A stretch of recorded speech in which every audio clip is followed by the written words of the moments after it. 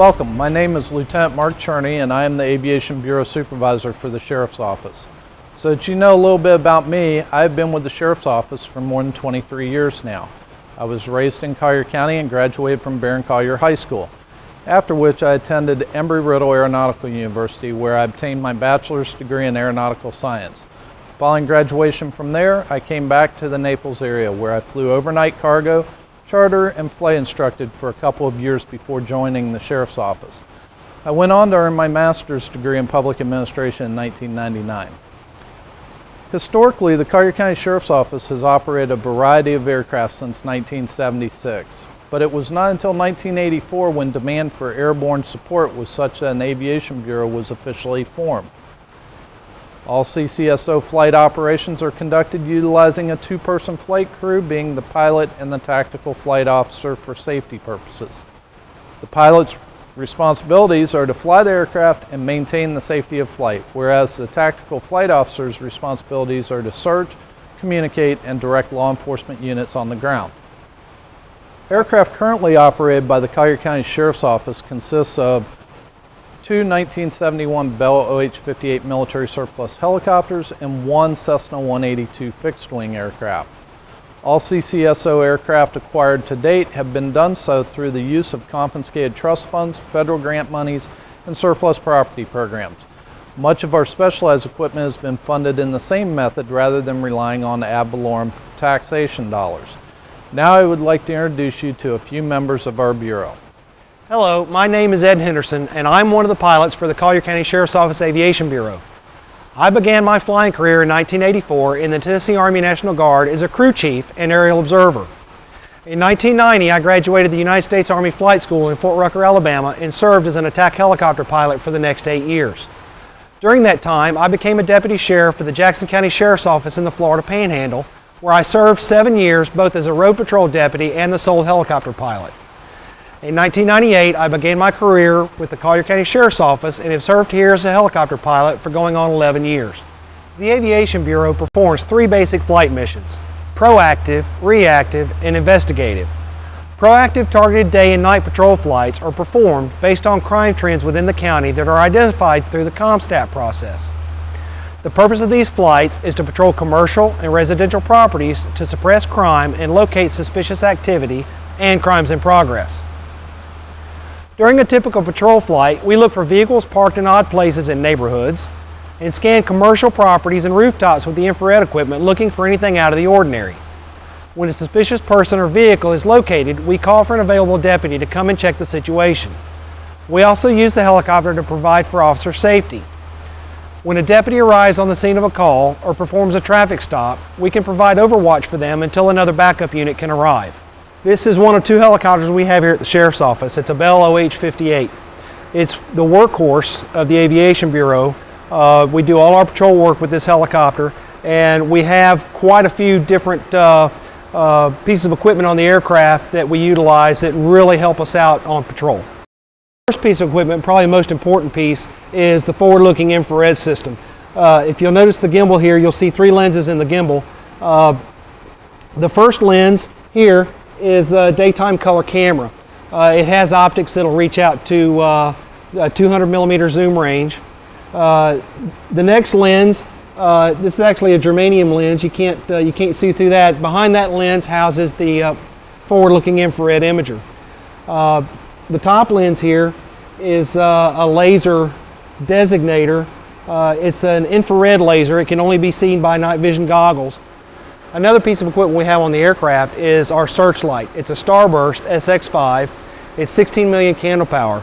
We can focus the beam from 4 to 40 degrees and it'll basically light up about a half a football field at night. Also installed on the aircraft is a microwave video downlink system. This system allows us to transmit live video back to the Sheriff's Office or any one of many remote locations. The Tactical Flight Officer, or TFO, sits in the left seat of the aircraft and operates all the specialized equipment mounted in and on the helicopter.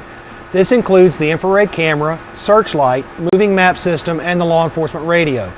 The TFO's responsibility is to assist deputies on the ground by locating and directing them to a target. Unlike your family car, our pilots fly from the right seat of the aircraft. The pilot's primary responsibility is to fly the aircraft and provide a safe aerial observation platform for the tactical flight officer to do his job. The infrared camera system is completely passive and utilizes no visible light source. It operates by detecting heat and can differentiate between two items 1/10 of a degree centigrade apart. The system cannot see through any object, including glass and below the surface of water. You can see this as I place my hand behind the glass that it disappears. However, if I place my hand directly on the glass, my hand will begin to warm it and an image of my hand will appear.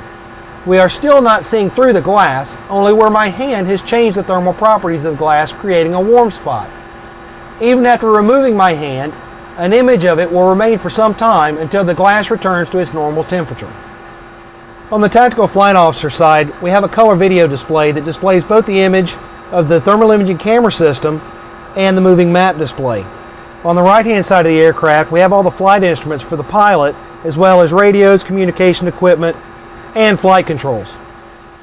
Hi, my name is Dwayne Parker. I'm one of the pilots assigned to the night shift.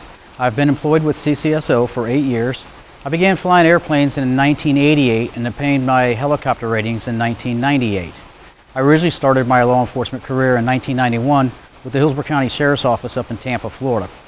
During our patrol flights, we often respond to calls that are dispatched to deputies, such as residential and commercial burglar alarms, missing persons, stolen vehicles, robberies, vehicle and foot pursuits. Some areas can be checked by air that could not be patrolled by the road deputies simply due to manpower issues. The helicopter is a true force multiplier because from our vantage point, we can observe an area that would otherwise require approximately 10 to 15 patrol units on the ground to search. When the helicopter is utilized, an immense amount of time and manpower is saved by our ability to cover large areas and search in areas that could not be accessible to the deputies on the ground. The thermal imaging and night vision equipment that we have gives us a huge advantage by allowing us to see in complete and total darkness and greatly enhances our ability to locate missing and fleeing suspects. Investigative flights include aerial photography, surveillance, and event planning. Aerial photography of crime scenes provides a visual means to see exactly how an incident unfolded. Knowing where a suspect fled, where a suspect was captured, how far a suspect fled, and where officers were when the suspect was located are vital to successful prosecution.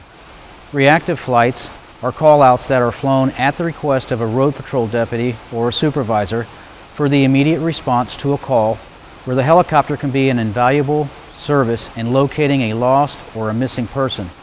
We maintain flight crews scheduled on a 16-hour per day shift 5 days a week.